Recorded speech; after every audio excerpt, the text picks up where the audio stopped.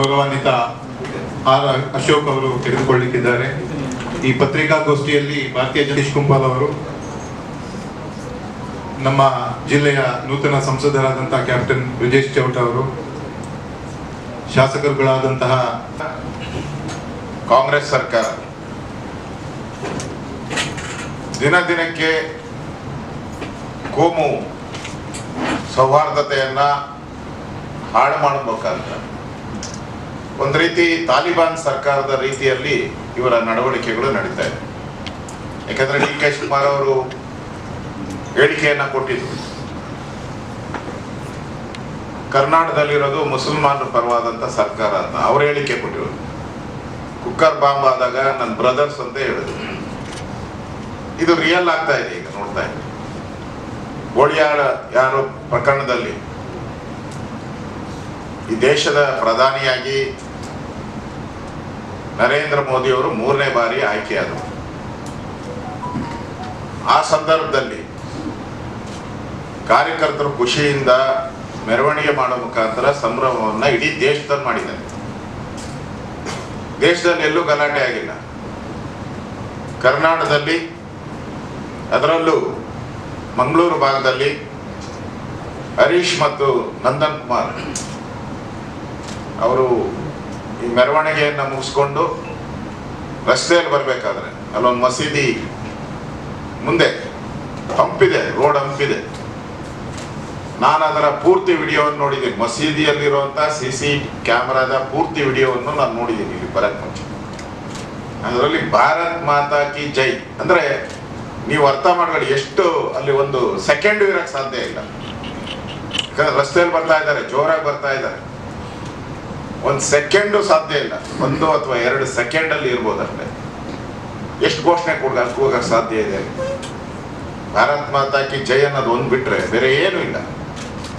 ಅದಾದ ತಕ್ಷಣ ಅವ್ರ ಹಿಂದೆ ಫಾಲೋ ಮಾಡ್ತಾ ಇರುವಂತ ಮೋಟರ್ ಬೈಕಲ್ಲಿ ಫಾಲೋ ಮಾಡಿ ಮೋಟರ್ ಬೈಕಲ್ಲೇ ಹಲ್ಲೆ ಮಾಡುವಂತ ಪ್ರಯತ್ನವನ್ನ ಮಾಡಿ, ಅದಾದ್ಮೇಲೆ ಮುಂದಿನ ಏರಿಯಾ ರೌಡಿಗಳಿಗೆ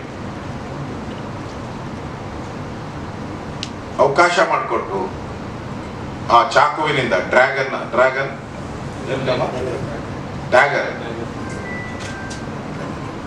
ಇಂದ ಬಹಳ ಒಂದು ಆಳವಾದಂತ ಹೊಟ್ಟೆಗೆ ಚುಚ್ಚಿದ್ದಾರೆ. ನಾನು ಪೊಲೀಸ್ ಅವ್ರನ್ನ ಕೇಳಕ್ ಇಷ್ಟಪಡ್ತೀನಿ, ಅವ್ರ ಪ್ರೀ ಪ್ಲಾನ್ ಇಲ್ಲ ಅಂದ್ರೆ ಈ ಡ್ರ್ಯಾಗನ್ ಹೆಂಗ್ ಬರ್ತದೆ? ಹಾಗೆ ಆಗಿದ್ರೆ ಅವ್ರ ಕೈಯಲ್ಲಿ ಹೊಡಿಬೇಕಾಯ್ತು. ಮ್ಯಾಕ್ಸಿಮಮ್ ಅಂದ್ರೆ ದೊಣ್ಣೆ ತಗೊಂಡು ಹೊಡಿಬೇಕಾಯ್ತು. ಇನ್ನೂ ಮ್ಯಾಕ್ಸಿಮಮ್ ಅಂದ್ರೆ ಚೇರ್ ತಗೊಂಡು ಹೊಡಿಬೋದಾಯ್ತು. ಅಲ್ಲೆಲ್ಲ ಆ ಡಾಬಾ ಏನಾನ ಇದ್ದಿದ್ರೆ. ಈ ಡ್ರ್ಯಾಗನ್ಗಳೆಲ್ಲ ಹೆಂಗ್ ಬಂತು? ಡ್ರ್ಯಾಗನ್ಗಳು ಯೂಸ್ ಮಾಡೋದು ಸ್ಪೆಷಲಿಸ್ಟ್ಗಳು ಯೂಸ್ ಮಾಡೋದು, ಟ್ರೈನ್ಡ್ ಪರ್ಸನ್ಸ್. ಅಂದ್ರೆ ಇದು ಪ್ರೀ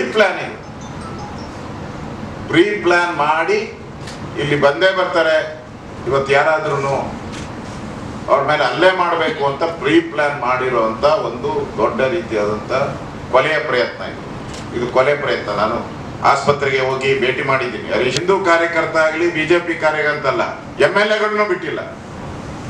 4 ಜನ MLA ಮೇಲೆ ಕ್ರಿಮಿನಲ್ ಕೇಸ್ ಹಾಕಿದ್ದಾರೆ.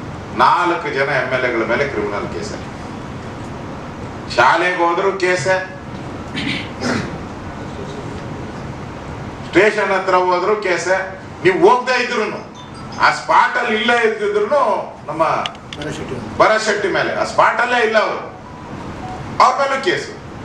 ಅಂದ್ರೆ ಇದೆಲ್ಲ ನಿಮ್ ಮನಸ್ಥಿತಿ ತೋರಿಸ್ತದೆ. ನೀವು ಪ್ರಿಜುಡಿಸ್ ಅಂತಾರಲ್ಲ, ಅವ್ರ ಮೇಲೆ ಕೇಸ್ ಹಾಕೇಬೇಕು ಅನ್ನೋದು ತೋರಿಸ್ತದಲ್ಲ ಹಾಗೆ. ಅದೇ ರೀತಿ ಕಾನೂನು ಇಲ್ಲಿ ಇಲ್ಲ. ಕಾನೂನು 3 ಪೈಸದ ಬೆಲೆ ಇಲ್ಲ. ಬಿಡಿ, ಕರ್ನಾಟಕದಲ್ಲಿ ಕಾನೂನು ಸುವ್ಯವಸ್ಥೆ ಹಾಳಾಗೋಗಿ ವರ್ಷನೇ ಆಗೋಯ್ತು. ಯಾರು ಹೋಮ್ ಮಿನಿಸ್ಟರ್ ಇದ್ದಾರೆ ಇನ್ನೂ ಹುಡುಕ್ಬೇಕು ನಾವು. ಹೋಮ್ ಮಿನಿಸ್ಟರ್ ಯಾರು ಅಂತ? ಸಿದ್ದರಾಮಯ್ಯನವರ, ಡಿ.ಕೆ. ಶಿವಕುಮಾರ್ ಅವರ, ಪರಮೇಶ್ವರ್ ಅವರ? ಜಿಲ್ಲೆಗೊಬ್ಬೊಬ್ಬ ಹೋಮ್ ಮಿನಿಸ್ಟರ್ ಔಟ್ ಅವರು. ಆ ಪರಿಸ್ಥಿತಿ ಇವತ್ತು ಕರ್ನಾಟಕದ ಕಾನೂನು ಸುವ್ಯವಸ್ಥೆ ಹದಗೆಟ್ಟಿರುವಂಥದ್ದು. ನ್ಯಾಷನಲ್ ನಮ್ಮ ಕ್ರೈಮ್ ರಿಪೋರ್ಟ್ ಇದೆಯಲ್ಲ, 40% ಜಾಸ್ತಿ ಆಗ್ತದೆ. 40% ಒಂದೇ ವರ್ಷದಲ್ಲಿ. ಹೋಮ್ ಮಿನಿಸ್ಟರ್ ಹೇಳ್ತಾರೆ ಬಿಜೆಪಿ ಅವರು ಇದ್ದಾಗ ಆಗಿಲ್ಲ ಅಂತ. 40% ಜಾಸ್ತಿ ಕ್ರೈಮ್. ಅಂದ್ರೆ ಕಾಂಗ್ರೆಸ್ ಬಂದ್ರೆ ಗೂಂಡಾಗಳಿಗೆ ಹಬ್ಬ. ಒಂದು ರೀತಿ ಗೂಂಡಾ ರಾಜ್ಯ ಆಗೋಂಥದ್ದಕ್ಕೆ ಕಾಂಗ್ರೆಸ್ ಪ್ರಿಪೇರ್ ಮಾಡಿಬಿಟ್ಟಿದ್ದಾರೆ ಇವನ್ನೆಲ್ಲರೂ ಕೂಡ. ನಾನು ಬಲವಾಗಿ ಖಂಡಿಸ್ತೀನಿ. ನಮ್ಮ ಕಾರ್ಯಕರ್ತರು ಯಾರು ಭಯ ಬೀಳುವಂತ ಅವಶ್ಯಕತೆ ಇಲ್ಲ. ನಾವು ನಿಮ್ ಜೊತೆ ನಿಲ್ತೀವಿ. ಈ ತಾಲಿಬಾನ್ ಸರ್ಕಾರವನ್ನ ಬಗ್ಗು ಬಡಿಯುವಂಥದ್ದು ಮುಗೀತು ಇನ್ನು ಅವ್ರ ಕಾಲ. ಈಗಾಗಲೇ ಪ್ರಧಾನಮಂತ್ರಿ ನರೇಂದ್ರ ಮೋದಿ ಅವರು 3ನೇ ಬಾರಿ ಪ್ರಧಾನಮಂತ್ರಿ ಆಗಿದ್ದಾರೆ. ನಾನು ಕೂಡ ಹೋಗಿದ್ದೆ. ಅದರಲ್ಲಿ ಹೇಳಿದ್ದಾರೆ ಅವರು 10 ವರ್ಷ ಟ್ರೇಲರು ಮುಂದೆ ಇದೆ ಪಿಕ್ಚರ್ ಅಂತ ಹೇಳಿದರು.